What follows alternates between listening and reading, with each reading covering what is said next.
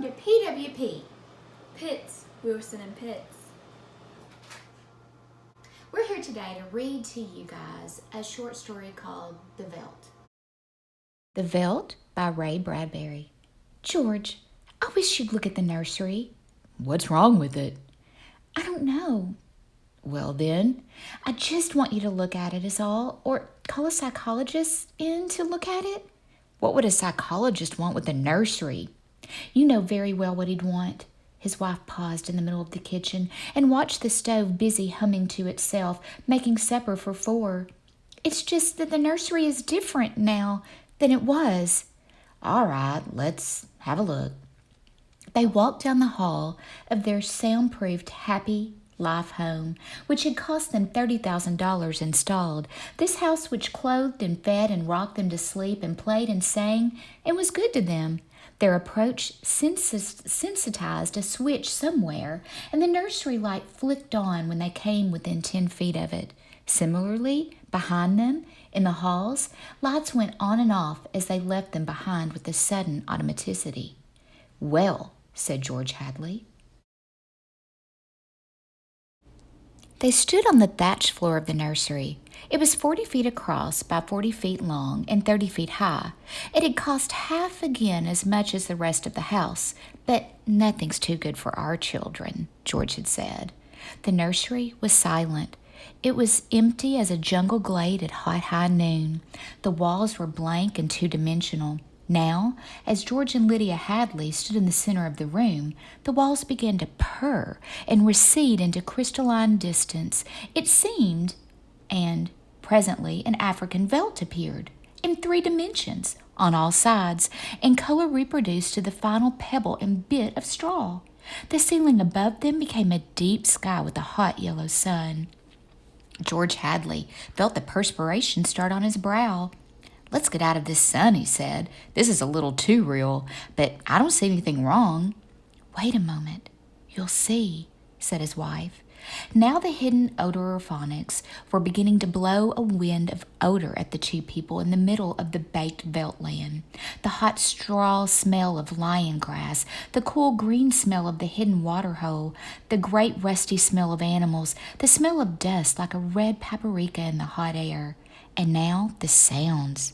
The thump of distant antelope feet on grassy sod, the paper rustling of vultures. A shadow passed through the sky. The shadow flickered on George Hadley's upturned, sweating face. Miss Wilson, are you there? Hey, Miss Wilson. As we've been reading, what have you noticed so far? Hello, Miss Pitts. What I've noticed so far is that the Hadley family lives in a very lively house where everything is automated and it just comes alive. The one thing that the parents have done is they really care about their kids and want the best for them, so they have created this nursery that is amazing. Filthy creatures, he heard his wife say. The vultures. You see, there are the lions far over that way. Now they're on their way to the water hole. They've just been eating, said Lydia. I don't know what. Some animal. George Hadley put his hand up to shield off the burning light from his squinted eyes. A zebra or a baby giraffe, maybe. Are you sure? His wife sounded peculiarly tense. No, it's a little late to be sure, he said, amused. Nothing over there I can see but clean bone and the vultures dropping for what's left. Did you hear that scream? She asked. No. About a minute ago? Sorry, no.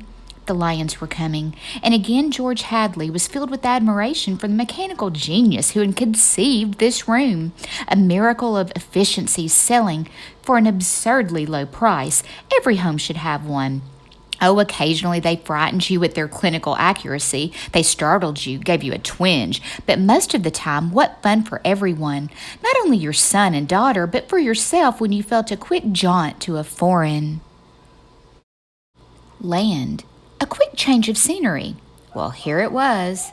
And here were the lions now, 15 feet away, so real, so feverishly and startlingly real that you could feel the prickling fur on your hand, and your mouth was stuffed with the dusty upholstery smell of their heated pelts, and the yellow of them was in your eyes like the yellow of the exquisite French tapestry, the yellows of lions in summer grass, and the sound of the matted lion lungs exhaling on the silent noontide, and the smell of meat from the panting, dripping mouths. The lions stood looking at George and Lydia Hadley with terrible green-yellow eyes. "Watch out!" screamed Lydia. The lions came running at them. Lydia bolted and ran. Instinctively, George sprang after her. Outside in the hall, with the door slammed, he was laughing, and she was crying, and they both stood appalled at the other's reaction. "George!" "Lydia! Oh, my dear, poor, sweet Lydia! They almost got us!" "Walls, Lydia, remember, crystal walls, that's all they are. Oh, they look real, I must admit, Africa in your parlor, but it's all dimensional, super reactionary, super sensitive color film, and..." Miss Pitts, do you think George is taking it seriously so far? I think Lydia is taking it more seriously by 4. George seems to be laughing it off. In fact, the text even says that he sounds amused while talking to his wife. He is not taking it seriously. In fact, Poole being frantic is only just entertaining him. It is, isn't it? Mental tape, film, behind glass screens. It's all odor phonics and sonics, Lydia. Here's my handkerchief. "I'm afraid." She came to him and put her body against him and cried steadily. "Did you see? Did you feel? It's too real." "Now, Lydia, you've got to tell Wendy and Peter not to read any more on Africa." You know, when you look at line 40, "You've got to tell Wendy and Peter not to read any more on Africa," that's when the author really lets us know that whatever is happening in the nursery is coming from their imagination. Exactly. In fact, it reminds me a little bit of a Disney movie called Small House. They were able to pick what background happened on their walls, what alarm system woke them up. It could have been a beautiful sunset shining in on them, their favorite pop singer singing them awake. And it is exactly like that. The kids determine what they see in the nursery. Right, and usually what kids are thinking of are things that they have experienced or read about or watched. And so the mom's saying, you know, you've got to tell Wendy and Peter not to read anymore in Africa because she's a little bit, I guess you would say, disturbed by what she was seeing. Of course, he patted her. "Promise?" "Sure. And lock the nursery for a few days until I get my nerves settled?" "You know how difficult Peter is about that. When I punished him a month ago by locking the nursery for even a few hours, the tantrum he threw. And Wendy, too. They live for the nursery. It's got to be locked. That's all there is to it." "All right." Reluctantly, he locked the huge door. "You've been working too hard. You need a rest." I don't know, she said, blowing her nose, sitting down in a chair that immediately began to rock and comfort her. "Maybe I don't have enough to do. Maybe I have time to think too much. Why don't we shut the whole house off for a few days and take a vacation?" "You mean you want to fry my eggs for me?" "Yes," she nodded. "And darn my socks?" "Yes," a frantic, watery-eyed nodding. "And sweep the house?" Yes, oh yes." "But I thought that's why we bought this house, so we wouldn't have to do anything." "That's just it. I feel like I don't belong here. The house is wife and mother now and nursemaid. Can I compete with an African belt? Can I give a bath and scrub the children as efficiently or quickly as the automatic scrub bath can? I cannot. And it isn't just me, it's you. You've been awfully nervous lately." "I suppose I have been smoking too much." "You look as if you didn't know what to do with yourself in the house either. You smoke a little more every morning and drink a little more every afternoon and need a little more sedative every night. You're beginning to feel unnecessary too." "Am I?" He paused and tried to feel into himself to see what was really there. "Oh, George," she looked beyond him at the nursery door. "Those lions can't get out of there, can they?" He looked at the door and saw it tremble, as if something had jumped against it from the other side. "Of course not," he said.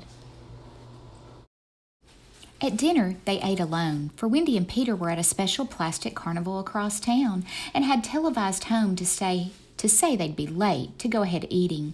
So George Hadley, bemused, sat watching the dining room table produce warm dishes of food from its mechanical interior. "We forgot the ketchup," he said. "Sorry," said a small voice within the table, and ketchup appeared. As for the nursery, thought George Hadley, it won't hurt for the children to be locked out of it a while. Too much of anything isn't good for anyone, and it was clearly indicated that the children had been spending a little too much time on Africa. That sun, he could feel it on his neck, still like a hot paw. And the lions, and the smell of blood. Remarkable how the nursery caught the telepathic emanations of the children's minds and created life to fill their every desire. The children thought lions, and there were lions. The children thought zebras, and there were zebras. Sun, sun, giraffes, giraffes, death, and death. That last, he chewed tastelessly on the meat that the table had cut for him. Death thoughts. They were awfully young, Wendy and Peter, for death thoughts. Or, no, you were never too young, really. Long before you knew what death was, you were wishing it on someone else. When you were 2 years old, you were shooting people with cat pistols.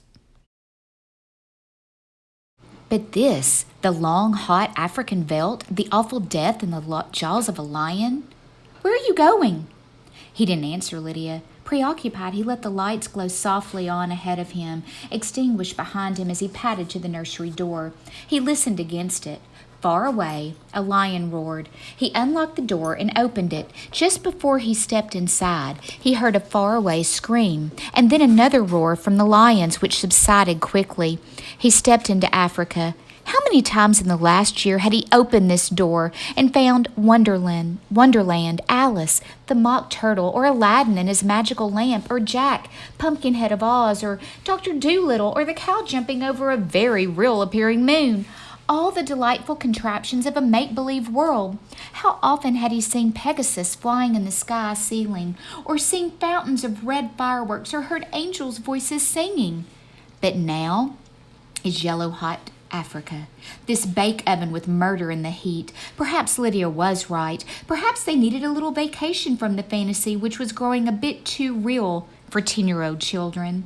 It was all right to exercise one's mind with gymnastic fantasies, but when the lively child mind settled on one pattern, it seemed that at a distance, for the past month, he had heard lions roaring and smelled their strong odor seeping as far away as his study door. But, being busy, he had paid it no attention. George Hadley stood on the African grassland alone. The lions looked up from their feeding, watching him. The only flaw to the illusion was the open door through which he could see his wife far down the dark hall, like a framed picture, eating her dinner abstractedly. "Go away," he said to the lions. They did not go. He knew the principle of the room exactly. You sent out your thoughts, whatever you thought would appear. "Let's have Aladdin and his lamp," he snapped. The Veltland remained. The lions remained. "Come on, room. I demand Aladdin," he said. Nothing happened. The lions mumbled in their baked pelts. "Aladdin!" He went back to dinner. "The full room's out of order," he said. "It won't respond." Or what? "Or it can't respond," said Lydia, "because the children have thought about Africa and lions and killing so many days that the room's in a rut." Could be. Or Peter set it to remain that way. Set it? He may have gotten to the machinery and fixed something. Peter doesn't know machinery. He's a wise one for 10, that IQ of his. Nevertheless. "Hello, Mom. Hello, Dad." The Hadleys turned. Wendy and Peter were coming in the front door, cheeks like peppermint candy, eyes like bright blue agate marbles, a smell of ozone on their jumpers from their trip in the helicopter. "You're just in time for supper," said both parents. "We're full of strawberry ice cream and hot dogs," said the children, holding hands. "But we'll sit and watch." "Yes, come tell us about the nursery," said George Hadley. The brother and sister blinked at him, then at each other. Nursery? All about Africa and everything, said the father with his false joviality. I don't understand, said Peter. Your mother and I were just traveling through Africa with rod and reel. Tom Swift and his electric lion, said George Hadley. There's no Africa in the nursery, said Peter simply. Oh, come now, Peter, we know better. I don't remember any Africa, said Peter to Wendy. Do you? No. Run see and come tell. She obeyed. Wendy, come back here, said George Hadley. But she was gone. The house lights followed her like a flock of fireflies. Too late, he realized he had forgotten to lock the nursery door after his last inspection. Wendy'll look and come tell us, said Peter. She doesn't have to tell me. I've seen it. I'm sure you're mistaken, Father. I'm not, Peter. Come along now. But Wendy was back. It's not Africa, she said breathlessly. We'll see about this, said George Hadley, and they all walked down the hall together and opened the nursery door. There was a green, lovely forest, a lovely river, a purple mountain, high voices singing, and Rima, lonely and mysterious, lurking in the trees with colorful flights of butterflies like animated bouquets, lingering in her long hair. The African veldt land was gone. The lions were gone. Only Rima was here now, singing a song so beautiful that it brought tears to your eyes. George Hadley looked in at the changed scene. Go to bed, he said to the children. They opened their mouths. You heard me, he said. They went off to the air closet, where a wind sucked them like brown leaves up the flue to their slumber rooms. George Hadley walked through the singing glade and picked up something that lay in the corner near where the lions had been. He walked slowly back to his wife. What is that? She asked. An old wallet of mine, he said. He showed it to her. The smell of hot grass was on it, and the smell of a lion. There were drops of saliva on it. It had been chewed, and there were blood smears on both sides.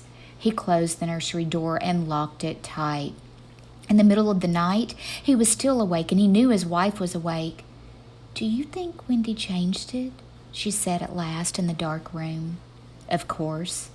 Made it from a veldt into a forest and put Rima there instead of lions? Yes. Why? I don't know, but it's staying locked until I find out. How did your wallet get there? I don't know anything, he said, except that I'm beginning to be sorry we bought that room for the children. If children are neurotic at all, a room like that, it's supposed to help them work off their neuroses in a healthful way. I'm starting to wonder. He stared at the ceiling. We've given the children everything they ever wanted. Is this our reward? Secrecy? Disobedience? Who was it said children are carpets? They should be stepped on occasionally. We've never lifted a hand. They're insufferable. Let's admit it. They come and go when they like. They treat us like as if we were offspring. They're spoiled and we're spoiled. They've been acting funny ever since you forbade them to take that rocket to New York a few months ago. They're not old enough to do that alone, I explained. Nevertheless, I've noticed they've been decidedly cool toward us since. I think I'll have David McLean come tomorrow morning to have a look at Africa. But it's not Africa now. It's Green Mansion's country in Rima. I have a feeling it'll be Africa again before then. A moment later, they heard the screams. 2 screams. 2 people screaming from downstairs, and then a roar of lions. Wendy and Peter aren't in their rooms, said his wife. He lay in his bed with his beating heart. No, he said. They've broken into the nursery. Those screams, they sound familiar. Do they? Yes, awfully. And although their beds tried very hard, the 2 adults couldn't be rocked to sleep for another hour. A smell of cats was in the night air. Okay, kiddos, please do not be too upset with us that we stopped in the middle of it, you know. We had to leave you hanging just a little bit. Well, everybody loves a good cliffhanger. They act like they don't, but you guys really do. And I know Miss Wilson's kiddos do too, right, Oh, Miss? yes. Right, Miss Wilson? Yes. Okay. So anyway, at the end, you know, I find it so interesting that even though they're trying, the bed, I love how it says, although their beds tried very hard, the two adults couldn't be rocked to sleep for another hour. You know, they're just, they know something is just not right. They do. Have you ever had that feeling when you're in bed and you just couldn't go to sleep because you knew something was off? Yeah, I mean, they're not comfortable, really can't put their finger on it. But, you know, as a parent, I'm thinking, why don't they just do something about it? Must be more to this story. You'll have to hold on until our next lesson to find out the end of the Veld. The questions that you're going to be answering, please look back at the text. You know, you can always do that. And in fact, you're going to have to, because you want to find that evidence, just like we did when we looked back what was our question that I asked you about? Oh, if George is taking this as seriously as Lydia. I love the way you went back and you found a word that the author used. Yes. You know, a word that the author used to actually help you with your inference. I loved that. And today the kiddos will be working on mood. And we have a few videos up that you guys can look at that talk about mood and tone. Always remember, tone is the author's attitude toward the subject, and mood is how the reader feels. So I like to always say mood is how the author makes me feel. right. The M. Okay. Hope you guys enjoyed the Veld and the cliffhanger. This just in, breaking news. Some kids don't understand mood. You can't have that. So let's do a little mini lesson on mood and tone. All right, Miss Wilson, let's do this. Okay. Think about this example. Bouncing into the room, she lit up the vicinity with a joyous glow on her face as she told about her fiancé and their wedding plans. Oh. Now, you think about that sentence, and what would the tone be? Well, you know, I think I look at bouncing into the room. If someone's bouncing, usually they're happy. You also look, she lit up the vicinity. That means that smile is there. So I'm going to say it's very uplifting. The author gives us an uplifting, joyful almost tone. Absolutely. A joyous glow on her face. It even has the word joyous. So now that we know how the author is speaking, the author's tone, it's time for us to discover the mood, how it makes us feel. The reader feel. Okay, so listening to the tone, how does that in turn make us feel? And I have to say, I think that it was very joyful and happy. Yes. I love hearing about people being happy in love and smiling. Yes, when others are happy, so are we. Of We course. should be happy for others. So, hey, Henry. Yes. Okay. Let's do another one just to make sure, Miss Wilson. Okay, I'll read this one, Miss Wilson. Let's see. Let's do this one. He furtively glanced behind him for fear of his imagined pursuers, then hurriedly walked on, jumping at even the slightest sound of a leaf crackling underfoot. I know, when I read that, well, Miss Wilson, what do you think of the tone there? What tone is the author setting when you hear he furtively glanced behind him for fear of his imagined pursuers, then hurriedly walked on, jumping at the slightest sound of even a crackling underfoot? When he uses the phrases such as fervently glanced or hurriedly walked on, it creates a tone of suspense. It makes it very tense. Okay, so what do you think? You know, Miss Wilson gave us her opinion of what she felt the tone was and gave us some context clues there. So what do you think about the mood? How does it make us as the reader feel? Henry, shh, over there, okay? He wants to answer. I would say very anxious and uneasy. It honestly has me feeling like something is about to happen, something's about to pop out. I get just as paranoid as the character is, and suddenly I'm feeling like, what's gonna happen next? I'm anxious, I'm uneasy for them. I feel like something bad is about to take place. Because of that specific word choice Oh my that goodness, the author yes. used in the setting that the author created. Mm-hmm. Just like as you watch these video clips that you will see, we can also do that with movies and television, but you have, facial expressions, and you also have the music that the movies often show with them that help. And, Henry was feeling anxious earlier because he was hearing neighborhood dogs start barking. So, he was just trying to get in on the mood with us. Of course. He was feeling uneasy. He feels as if he has to protect us from the mean dogs next door. Mm-hmm. Yes, especially that Kilburn dog. Oh, Piper? Yes.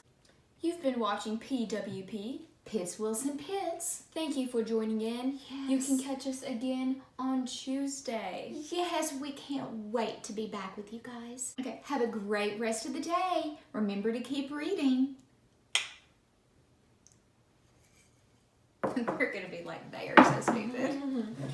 I would be disturbed too if my son Henry, my weenie dog, was daydreaming about lions eating something in a very disgusting way.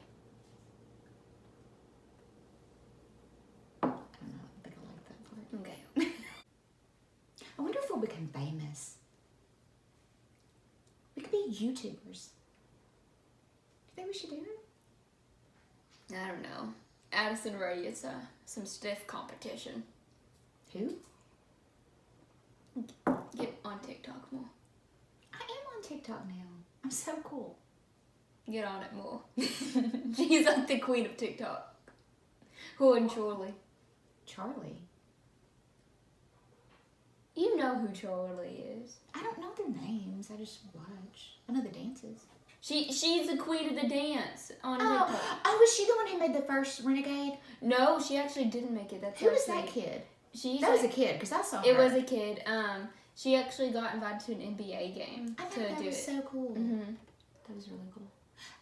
That's what we need to be doing. Let's go and do these lessons. Let's make up a TikTok dance. That would be so much more fun. What would we even do? Like pretend to be opening a book, like instead of renegade, renegade, renegade. We renegade. could. Do you know I could? I got this. I can do it. I could. Okay. Miss Wilson, you're in, right?